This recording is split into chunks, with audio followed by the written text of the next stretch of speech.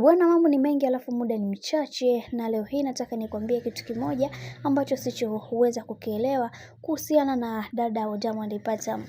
Huyu dada Diamond Platnumz ameweza kumsifia sana bibi Zuchu kwa namna ambavyo alivyoweza kumletea mtoto duniani, na tumeweza kuona Zuchu ameweza kujifungua mtoto wa kike, jambo ambalo hata kwa upande wa Esma limekuwa surprise sana kwake, na wengi wao wakasema kwamba kiukweli kuna cha kujifunza katika hiki ambacho kinachoendelea sasa, kwani kila mtu anatamani kuweza kuona kila kitu kikiwa katika misingi na mikakati iliyo bora, kwani kila mtu anaamini kwenye kile ambacho anachokiamini, na watu wengi walitamani sana kuweza kuelewa na kutambua hiki ambacho kinachoendelea sasa. Sasa dada yetu ambaye ni Esma Platnumz ameweza kufunguka vitu vingi, akisema kwamba Zuchu ndio mwanamke pekee ambaye ameweza kumvumilia bwana mkubwa Diamond Platnumz kwa namna moja ama nyingine.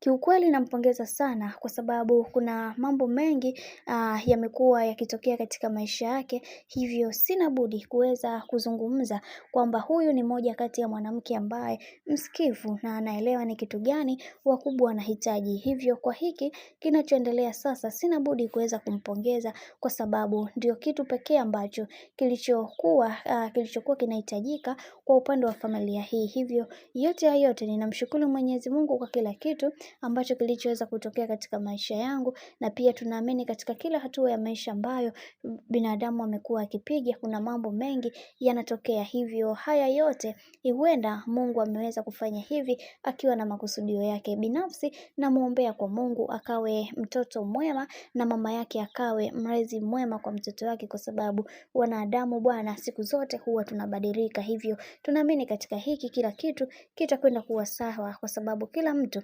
anatamani kuweza kuona kila kitu kinakwenda kuwa sawa. Hivyo Mungu atasimama na bibi Zuchu kuweza kuhakikisha kila kitu kinakwenda kuwa sawa. Bwana, mambo ndo kama hivyo ambavyo unavyozidi kuona. Mimi nikusii usisahau kusubscribe, kulike, kushare pamoja na comment.